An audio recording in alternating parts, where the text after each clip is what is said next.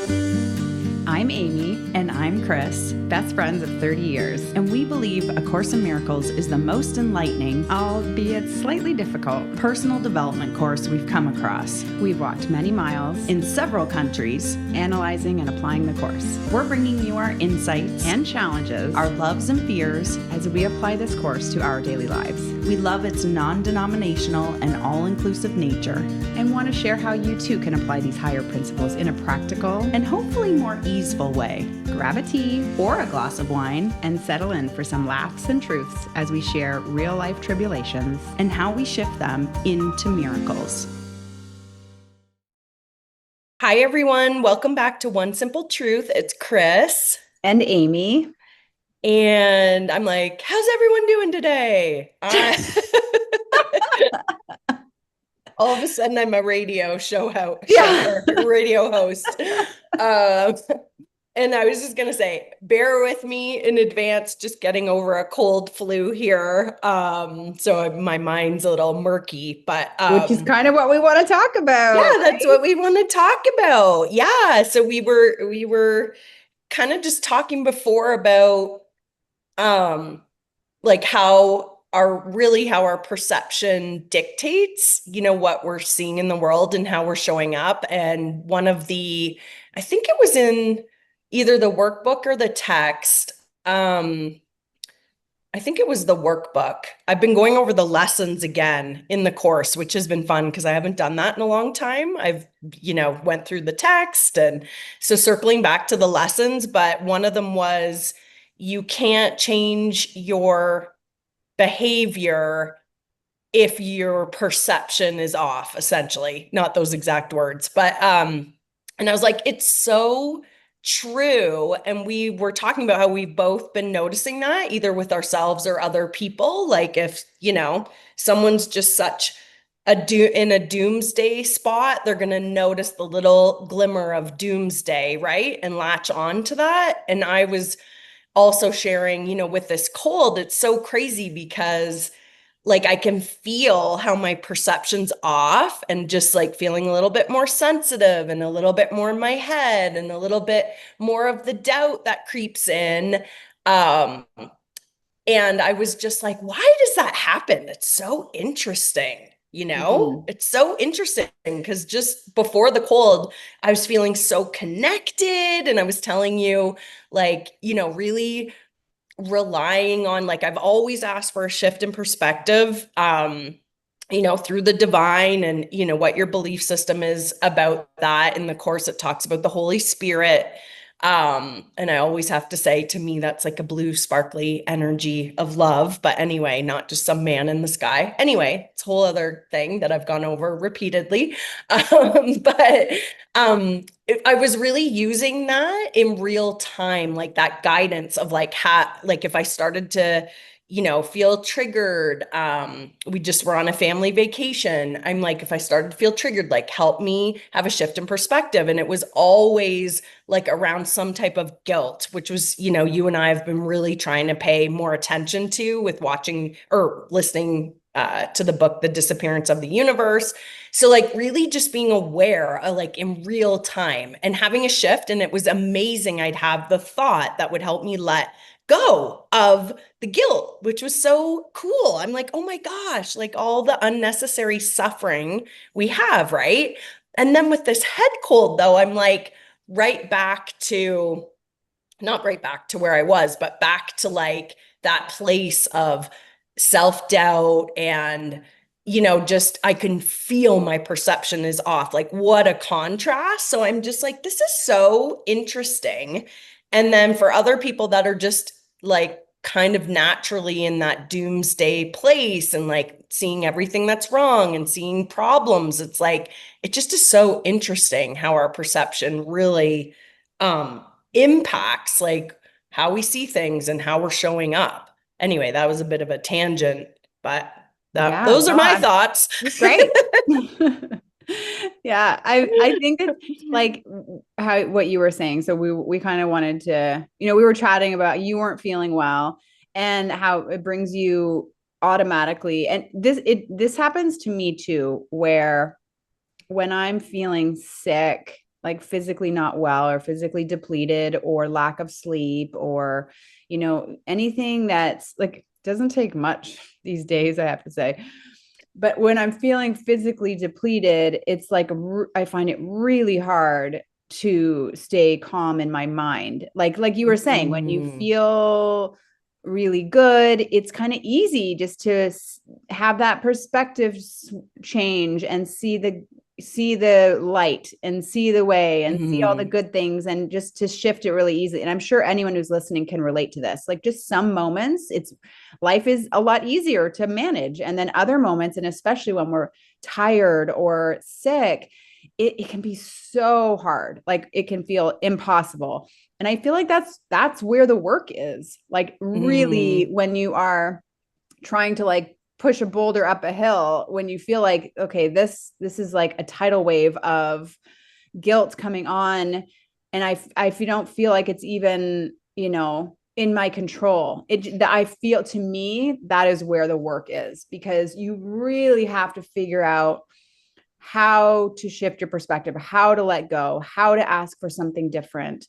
And it's not just as easy as like, oh, I'm going to start thinking about the positive things and then you shift it. It's like work, like it's almost feels like impossible. And I think that's what's so cool about it, is that it's not up to us. It's not our job to shift the perspective. It's our job to be able to be open to that and to allow it. And I think there's certain times, like when our physical health is off, it makes it really difficult. But it all ties into the conversation, because once again, like we are not our bodies. And so that physical health is also a reflection of what's going on. It's like more layers of the onion that we have to keep peeling off. And when we're feeling sick, it's like life is going, okay, so now you've mastered some of the how to shift your perspective when you're feeling good, and you've done this and you've done that, you've let go of this, you've let go of that. Now we're going to go a layer deeper, and we're going to make it even harder. We're going to go to something that's even more like deep inside that you have to let go of. And I think then being physically unwell is almost like a reflection, an outer reflection of like one more thing you have to really find your way through and forgive in that moment. And that to me is still really hard too. yes, yeah, good points. It's so true. I was just thinking because, like, when you feel physically well, and that's what I was thinking too. First of all, this is just a head cold slash little flu. I mean, I'm just like, oh my goodness, imagine something bigger, right? And just thinking about people that are going through like serious health things, it's physically like, yeah, that it's so seems so hard to get your mind on track because I feel like if you have your physical health, but maybe something's on your mind that you're working through. So it could be something so heavy that you're working through in your mind, but that almost feels easier to me because you can still like connect with the guidance. And when you're physically off, it feels harder to connect with that guidance for some reason. So it's so interesting. Mm-hmm.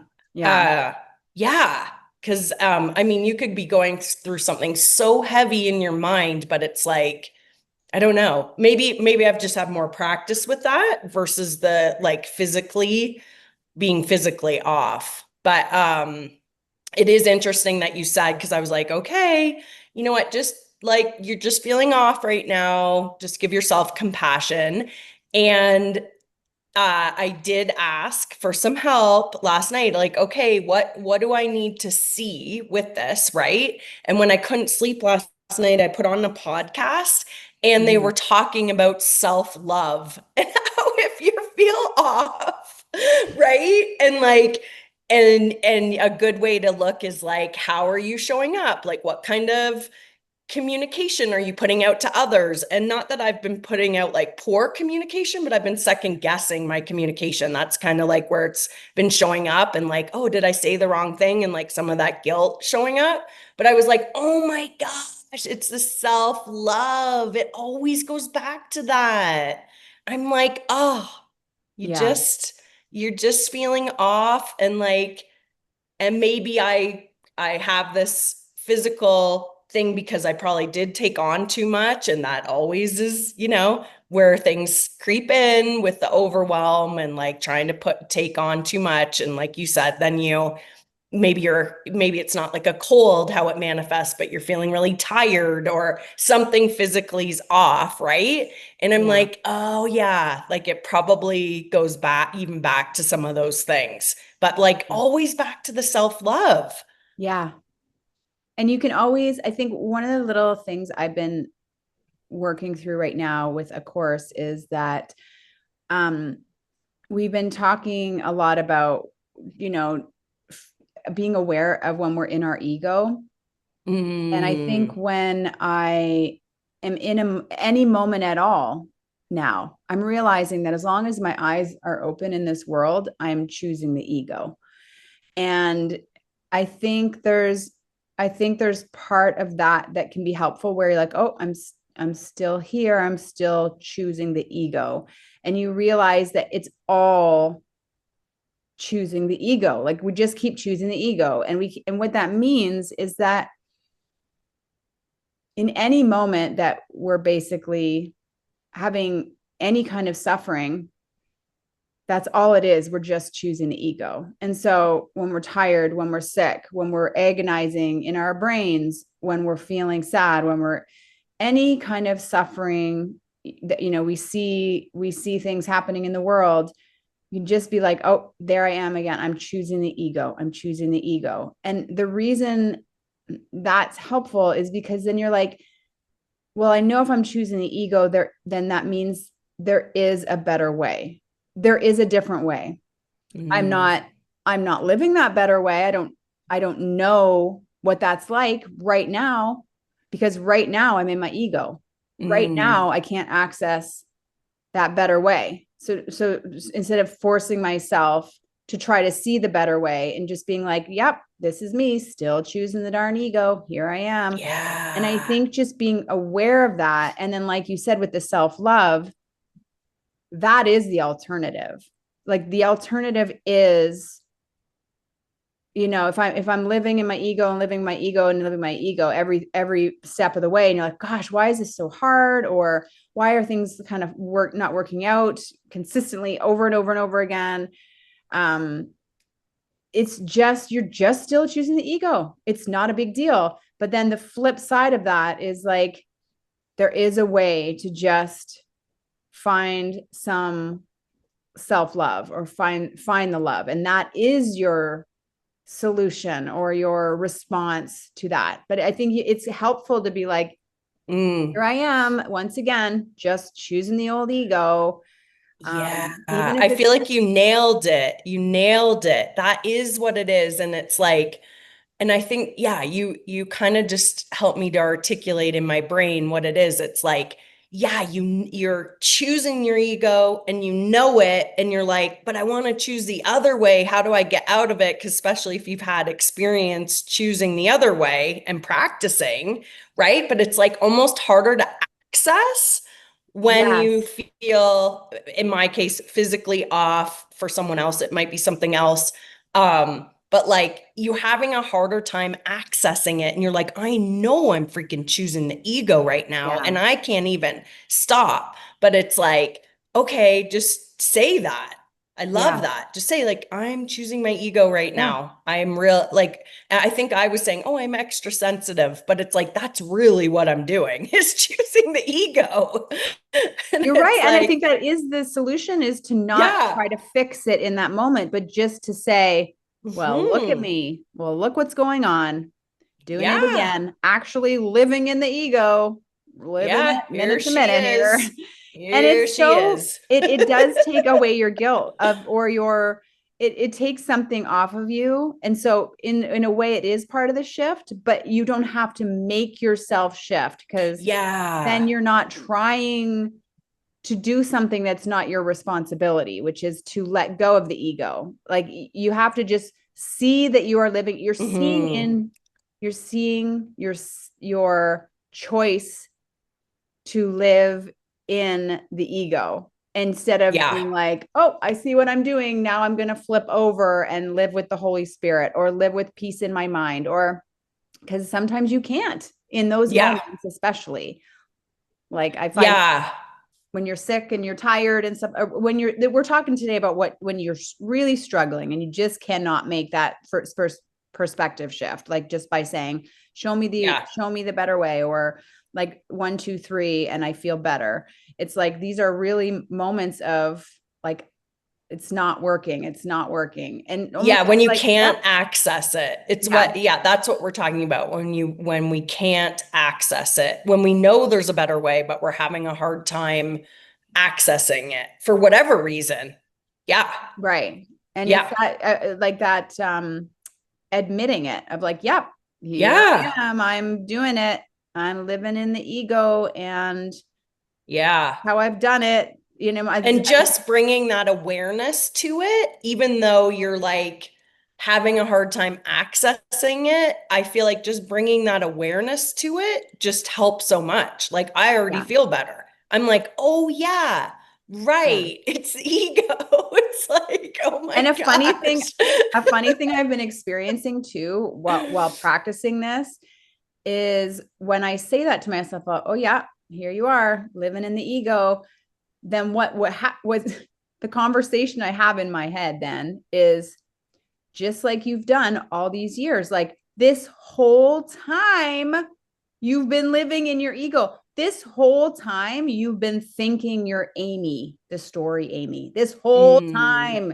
Like, right. and then I'm like, oh, how funny. That to me is a real eye opener because I'm like, wow, imagine thinking there's a different way Right. that I'm not Amy, and this ego that I'm living is not actually me. I'm actually something that is like a holy essence of some love in an abstract thing that I can't place right now. But that's what I really am. That is the truth. But I can't get to it because I am living in my ego like I have been for Mm, 48 years, thinking I'm an ego, thinking I'm this, and imagine telling yourself, wow, you're actually not that. Like, you're not your story, you're not your past, you're not your body, you're not your world around you. You're a spirit, and you've been living in this ego of this made up story under the pretense that I'm Amy, the body, going through life. Like that to me is like, what's happening? But then to admit like, yep, I'm living here in my ego. I don't know how to get out. And that's how you get out. right. Well, I was just thinking, wait, are we 48?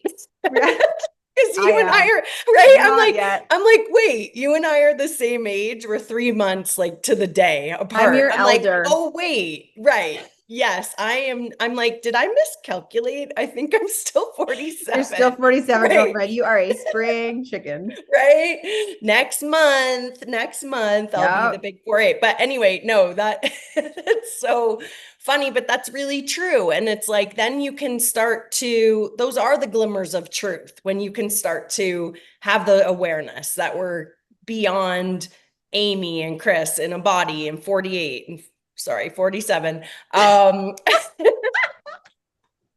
it's like, Yeah. right, then we are having the glimmers of truth and connected to something And like being, beyond. yeah, and being aware of that. And in Yeah. this conversation, we were starting off talking about physical ailments and lack of Hmm. sleep and feeling Hmm. depleted that causes some suffering. But the Hmm. truth is, like, a billion things in this world cause suffering. A gazillion Totally. things can cause our suffering, from stuff in your mind, like you were saying, to feeling Hmm. sick, to anything at all. There's so many different ways it can manifest, and Hmm. all of it is the same. All of it is, Yeah. oh, I'm my ego. I'm living in this ego, which isn't even real. Like the ego is Right. not even a real. It's It's not even not a even real real. thing. That's a good point. It's like, yeah, so all suffering is, I mean, according to the course, all suffering is equal, same as all miracles are equal. So it's like just having that shift to love, whatever, however we can get there in the moment, right? And Yeah. that's the first step. If you feel like you really can't access that with your regular tools, right? And what works, it's like just having this awareness, like it's okay. I've bought into the ego again. I'm seeing through that lens again. And that just is such a release. It really Yeah. is. It's like that brings the peace of like, oh, I'm doing that again, or I've chosen that. And I don't even want to say doing that again because it makes it sound like something bad or wrong. It's like, oh, I've chosen that again. Okay, right. Okay. So, and like just asking for the help, even if you can't have a shift in perspective right in the moment, you're still going to be led. Like what Aaron was saying about grief, like asking for some help and it's there. Like I was led to that podcast last night about self-love and I was like, "Oh yeah, right, Mhm. self-love. Okay, what's self-loving in this moment? Like feeling a little off, like might need to lay down a little extra, like whatever that is, right? Like Yeah. having that compassion. Yeah. Um it still is there for us. It just might not be super accessible in the moment of like having a real time shift, but the help is still there if we're open to seeing it. And that's, really, what the course says about um, following the guidance and the Holy Spirit. And it's like that we're always going to be shown that next loving thing. Maybe it's a thing to do or a shift in the thoughts. Like we're always going to be shown what it is to help us have the shift to return back to that place of love. Yeah, yeah. And what's coming to my mind too now about when you're talking about like when we're shown what to do as well as like being about self-love, one of Mm-hmm. the interesting things about being physically depleted or physically sick is that Mm-hmm. it's in my experience when I've found like the guidance on what to do, which like what is the thing that feels the best, it's to physically take care of myself, like physically Yes. curl up in bed, physically have a bath, physically have hot tea. Mm-hmm. And it again, it's that's in the physical world, but it's compassion in Mm-hmm. physical form, or it's self-love in an activity Mm-hmm. that you can do. And so it, like you said, it always falls back onto self-love. And that's what, like when you feel stressed or you're overtired, it's like, what is the solution? And that to me usually comes up as like, I need to sleep. I need to Yeah. maybe like try to like take a day off of work and catch up on my Mm-hmm. health. And those are like physical responses that show the self love. And they also, because I know I personally fight with that in my mind, like, oh, you should be able to go to work. You shouldn't have to take the time off. You shouldn't do less. You shouldn't have to pull back. So I'm also grappling with the guilt Mm-hmm. of what it means to be like human and a productive, whatever person Mm-hmm. in my world. And so you have to let go of that. So it's not just physical, it's mental and emotional too. And being like, okay, now I have to let go of the guilt of like, this doesn't matter. That stuff doesn't, none of this matters. What matters is how do I reach that like peace, or how do I reach that like self love? And sometimes Mm-hmm. that looks like what goes against your guilty ego saying, keep going, keep going, keep going, don't stop. And it literally is be like, well, my self love says stop. So it's going Yeah. against what you're telling me. Totally, totally. Such good points. And I was just thinking it's like the guidance, or, in the course's language, the Holy Spirit is always going to know what it is. Like we don't have to worry about it. It's Yeah. like if we ask for the help, and it's like the Holy Spirit knows we like think we're in a body and we're like navigating, so it probably is going to be something physical, right? And then I love that you gave the contrast of like, yeah, the ego is like, no, you shouldn't need to rest. And like, no, you should be able to plow through. Right. And like, for me this week, no, you should be able to think clearly and access the guidance. It's like, that's my ego Right. voice. Yeah. Because it's mean. It's a mean one. But it's like, yeah, the Holy Spirit knows the alternative is like plow through physically, right? Plow Mhm. through. So it's going to be like, no, Ignore. right, Yeah. rest. This is what's self-loving. This is what's compassionate for yourself. And yeah, it's like it's always going to show us the loving way. And I love what you said, because the physical, why we're such big proponents of self-care, because it usually is physical, but it helps you have the mental shift, and you Yeah. feel you feel more compassionate and loving and empowered, and that leads to like then you've had that shift in your mind as well. Yeah. Yeah. And then you can start to see through that perception, see through the loving guidance, and heal in whatever way that looks like, right? And return to that. I guess that's the miracle in whatever way it is for each person, but Yeah. returning to that loving place Yeah. And without the even though guilt. the physical body, like we're talking about, our physical body is not who we are. That's not our true self.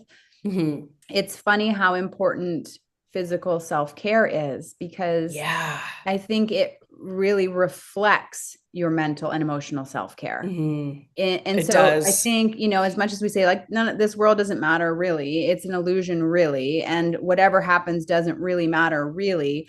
But I think what happens, especially as you become more aware of the importance of mental health, as well as when you practice this course and you Mhm. understand how good it feels to feel clear-minded and grounded, I think you Mhm. naturally realize that having self care and habits that nurture your clearest body and your clearest mind and your clearest like day and schedule and workplace and living space, like I think it becomes just a really natural thing where you're like, this world around me that I'm living in, even if it's like my physical hygiene or what have you, is a reflection of the peace in my mind. And so they go Mhm. together, even though we're like, no, Mhm. one doesn't matter, the other doesn't matter. But there's these like little baby steps that are we're working towards none of this really mattering at all. We're working towards that as the end goal. But as we work our way towards it, I think our habits clean up and our mind gets cleaned up and our Mhm. self-care gets cleaned up, because we're Yeah. heading to a place that is clean. Like, Yeah. And I think, like we've said in the past, like we're choosing peace essentially. So it's like, mm, what is going to bring you more peace? And sometimes those physical acts then bring you the mental peace, which yeah, is and sometimes having a peaceful thought then impacts the physical. So it's kind of like both, right? Both are connected. And the course does say, like, while we think we're in a body, like extend out the truth, the love. And that's why it is always about you know, applying the solution to the cause, which is our mind, right? And then the physical is the effect. But sometimes we have to like manage the physical to have yeah, that mind change, which is the cause. And then we start to see different things in our physical world as well. So it's like, yeah, it definitely goes together. Um, but, the miracle really is about returning to that place of peace in our mind. yeah. And So don't, everybody who's listening, don't feel bad if you're don't having, feel bad. don't feel whatever whatever is hard for you, don't feel bad about it. Like, oh, I can't find my peace, I can't relax, I Yeah. can't let go of the ruminations, I can't, like, I'm so deep in my ego. But Hmm. it's okay. Like, Hmm. give yourself the compassion. You're just living in your ego. It's no harm, no foul. It's everything's good. Like, and we all Hmm. have moments where we're too tired, we're too sick, and we can't get out of it. And it's Hmm. okay. And I think even knowing that when you're in that moment can Mhm. help you. Like, oh, Yeah. it's happening. Here we It's go. huge. It really Oh, is yeah. huge. I really feel like it is the shift.